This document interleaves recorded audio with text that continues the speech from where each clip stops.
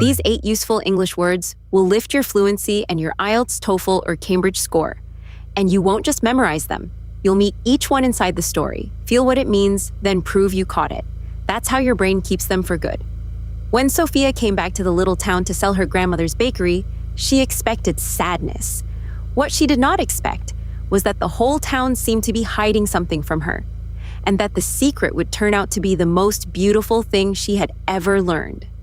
The town was small and quaint, cobbled streets, flower-filled window boxes, a square no bigger than a tennis court.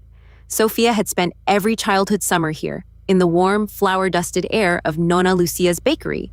Now Nonna was gone, and the bakery was hers to sell. From the moment she arrived, something felt wrong. When Sofia asked the neighbors about her grandmother's final years, they smiled and looked away and gently changed the subject. They were evasive in a way the open, chatty little town had never once been before. At the café, 2 old men fell silent the moment she walked in.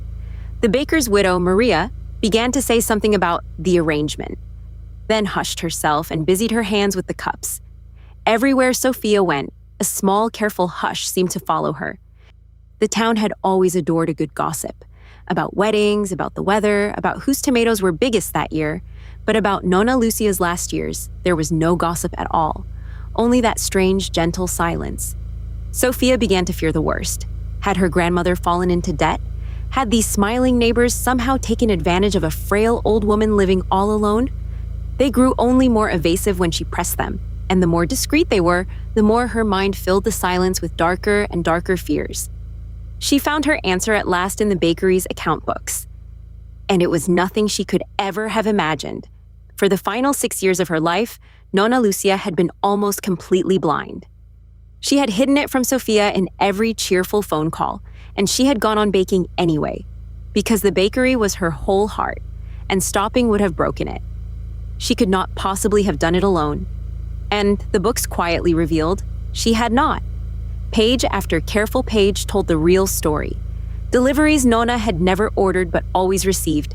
A customer who arrived at dawn each day to light the heavy ovens. Bread that was somehow always sold out, at a small profit, no matter how little Nonna had actually been able to bake. The whole town had conspired. Quietly, faithfully, for 6 long years, they had conspired to keep one blind old woman's bakery, and her pride, alive. Maria had risen before dawn every single morning to do the heavy kneading that Nonna's hands could no longer manage. The biggest tomatoes men had taken turns reading the day's orders aloud to her.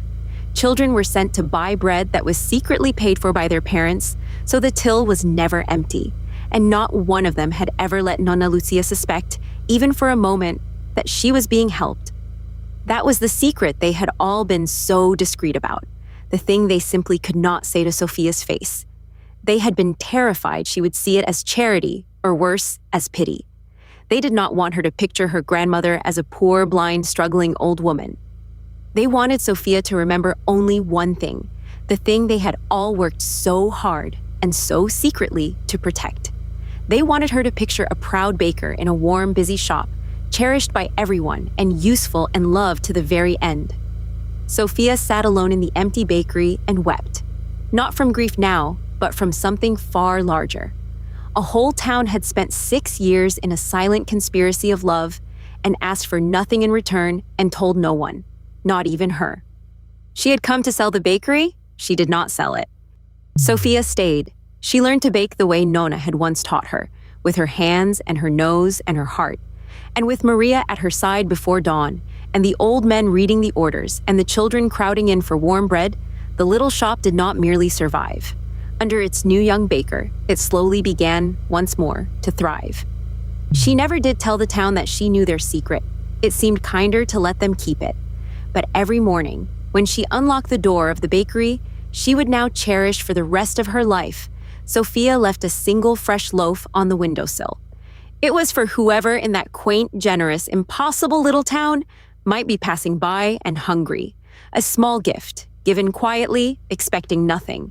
And so the town's oldest, most stubborn tradition, the secret habit of caring for one another, quietly began to thrive again too.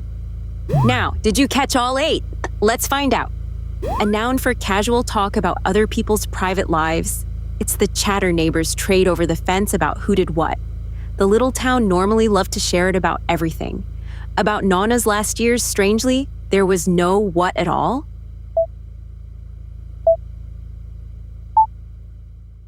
The word is gossip.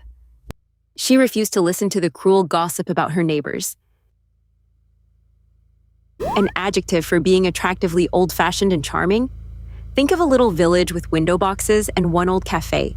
It described the town's cobbled streets and its tiny square. Sofia had always loved the what kind of flower-filled little town.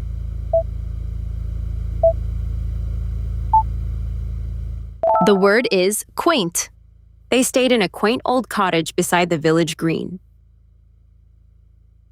A verb meaning to hold something dear and to treasure it. It's how you treat a gift, a memory, or a person you love deeply. Sofia came to feel exactly this way about the little bakery. She would what that warm little shop for the rest of her life.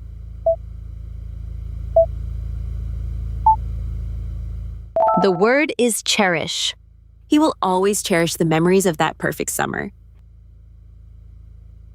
An adjective for avoiding giving a direct answer. It's how someone acts when they are hiding something from you. The neighbors became this whenever Sofia asked about Nonna. The usually chatty townsfolk turned strangely, what?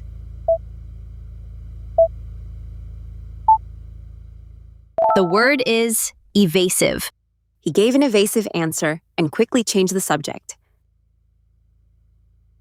A verb meaning to make quiet or to keep something secret. It's what you do to silence a room or to bury a secret. Maria did this to herself before she could say too much. The neighbors seemed to do what to every mention of Nonna's last years?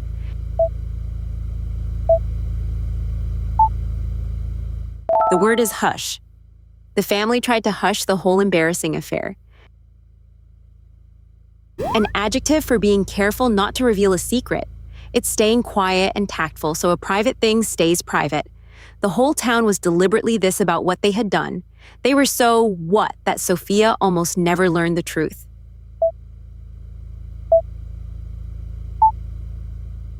The word is discreet. Please be discreet. Nobody else should know about this yet. A verb meaning to secretly plan something together. It usually means plotting a crime. But here it was a kindness. The whole town did this for 6 years to help Nonna. The neighbors had quietly done what? Secretly planned together to keep the bakery alive?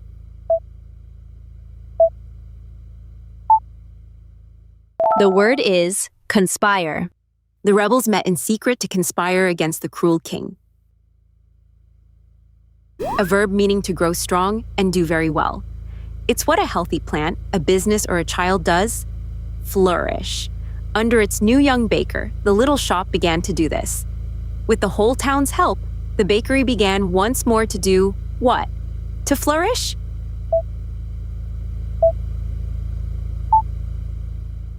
The word is thrive. With the right care, the tiny new business began to thrive. Quick recap. How many do you still remember? Gossip. Quaint. Cherish. Evasive. Hush. Discreet. Conspire. Thrive. A new English story every day. Subscribe and learn useful words the way your brain actually keeps them. Inside a story you won't forget.